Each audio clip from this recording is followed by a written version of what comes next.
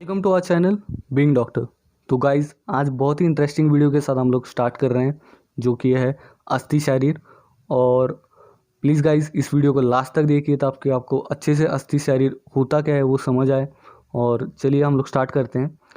तो रसशृंग मांसमेद अस्थि मज्जा शुक्रानी धातुवाह। तो ये जो है वो हमारे सप्त धातु के बारे में जो श्लोक बताया गया आयुर्वेदा में। हमने जो सप्त धातु देखे हैं, अगर आपने हमारा सप्त धातु वाला वीडियो नहीं देखा है तो पहले जाके वो देखिए ताकि आपको सप्त धातु होते क्या है वो समझ आए। तो देखिए हमारे 7 धातु जो बताए गए हैं वो है रस, रक्त, मांस, मेद, अस्थि, मज्जा, शुक्र। ये जो है हमारे 7 धातु, उसमें से अस्थि क्या है हमारा 5वां धातु है। अस्थि होता क्या है आखिर असली में हम लोग देखेंगे। अस्थि वो सब्सटेंस है जो कभी यानी मतलब बहुत देर तक डिकम्पोज नहीं होता है। इवन आफ्टर हमारे डेथ के बाद भी अस्थि डिकम्पोज नहीं होता है। और अस्थि के साथ जो भी एसोसिएटेड पार्ट्स हैं वो है muscle, tendon, ligaments, blood vessels. ये क्या करता है, उन सबको सपोर्ट करता है। अब कोई पूछेगा अस्थि धातु का ओरिजिनेशन होता कहाँ से, तो वो भी देख लेंगे। अस्थि धातु का ओरिजिन करता है मांस धातु। हम अच्छी तरह जानते हैं जो पहला धातु होता है वही अगले धातु को पोषण करता है। तो इसके हिसाब से हम लोग कह सकते हैं कि अस्थि धातु किसको पोषण करेगा दोस्तों, अस्थि धातु पोषण करेगा मज्जा धातु को पोषण करेगा।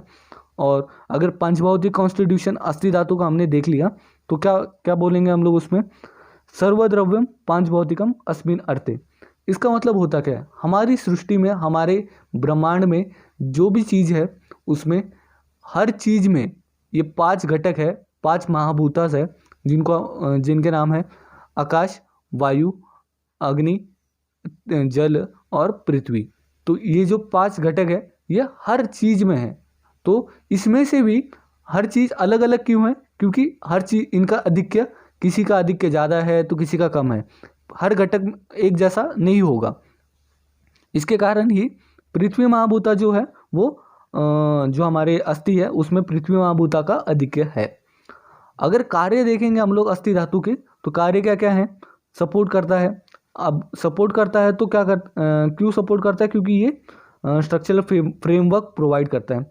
जो हमारे बॉडी का जो धारण है वो अस्थि धातु पे ही निर्भर है।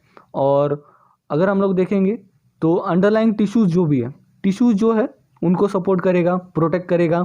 हमारे टेंडन्स के जो अटैचमेंट है और स्केलेटल मसल्स की जो अटैचमेंट है बोन पे, उनको प्रोटेक्ट करता है। और अगर प्रोटेक्शन करता भी है तो वो वाइटल ऑर्गन्स, जो भी हमारे वाइटल ऑर्गन्स हैं, देखिएगा दोस्तों वाइटल ऑर्गन्स पे बहुत ज़्यादा फोकस होता है। अगर हम लोग रिब्स की बात करें तो रिब्स हमारे क्या क्या किस किस को प्रोटेक्ट करते हैं, लंग्स को प्रोटेक्ट करेंगे हमारे और हार्ट को प्रोटेक्ट करेंगे। चलिए दोस्तों आगे देख।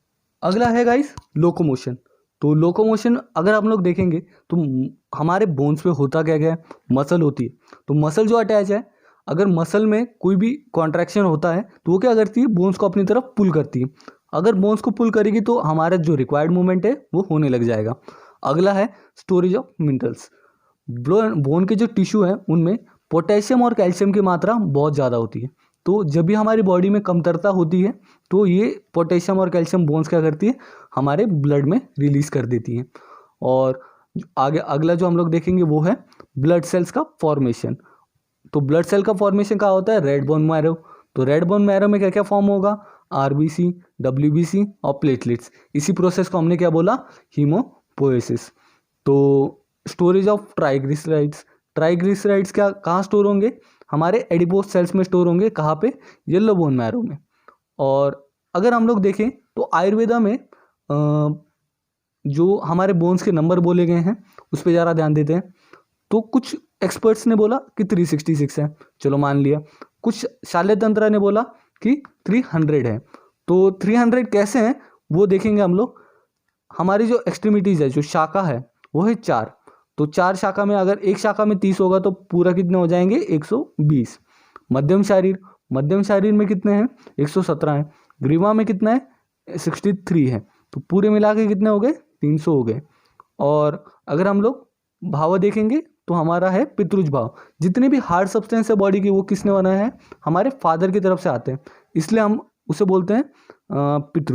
मॉडर्न साइंस के हिसाब से अगर हम लोग देखें तो बोन्स के हैं 206 बोन्स, जो कि एक्सियल स्केलेटन और अपेंडिकुलर स्केलेटन में बटे हुए हैं। अगर एक्सियल स्केलेटन हम लोग देखें तो अगर मैं आपको बोलूँ आपके हेड से लेके आपके लेग्स के बीच में अगर एक इमेजिनरी लाइन पास करूँ और वो लाइन होगी लॉन्गिट्यूडनल एक्सिस के अराउंड, तो इसके अराउंड जितने भी बोन्स आएंगे वो सारे किस में हो जाएंगे, आपके एक्सियल स्केलेटन में। तो देखिएगा गाइस, इसमें कौन से बोन आएंगे, skull bones, hyoid bone, ribs, sternum, vertebrae. तो ये सारे बोन्स किस में आएंगे, एक्सियल स्केलेटन में। अपेंडिकुलर स्केलेटन की अगर बात करूँ तो इसमें आते हैं एक्सट्रीमिटीज और गर्डल्स। गर्डल्स की अगर बात करूँ तो आएगा आपका जो शोल्डर गर्डल है और जो हिप गर्डल है। तो गर्डल्स में जैसे हम लोग बोलते हैं कि ह्यूमर हमारा अटैच होता है ग्लिनॉइड कैविटी में स्कैपुला के, और फीमर हमारा अटैच होता है एसिटाबुलम में जो कि है हिप बोन में। और अपेंडिकुलर स्केलेटन के 126 बोन्स और एक्सियल स्केलेटन के हैं 80 बोन्स। तो मिला के कितने हो गए दोस्तों, 206 बोन्स। तो यही है मॉडर्न का। और अगर हम लोग पार्ट्स देखें, टाइप्स देखें आयुर्वेदा के हिसाब से, तो 5 टाइप्स बनते हैं बोन्स के, जो कि अस्थि को बोला गया। और कपाल है पहला टाइप। तो कपाल में है फ्लैट बोन। फ्लैट बोन्स कौन से हमारे, जानु, पटेला, नितंब, हिप बोन, अंश, स्कैपुला, शंकर, टेम्पोरल और शीर, स्कल के जो क्रेनल बोन्स है, जैसे कि हम लोग मॉडर्न में जानते ही हैं कि वो सारे फ्लैट होंगे। दूसरा है रुचक यानी टीथ। तीसरा दिया गया है कार्टिलेज, जो जिसमें आते हैं नेसल कॉन्का और ईयर ऑसिकल के ऑर्बिट। और जो चौथा है वो है वलय में आते हैं हमारे रिब्स और कोस्टल कार्टिलेज। नलक में आते हैं हमारे लॉन्ग बोन्स।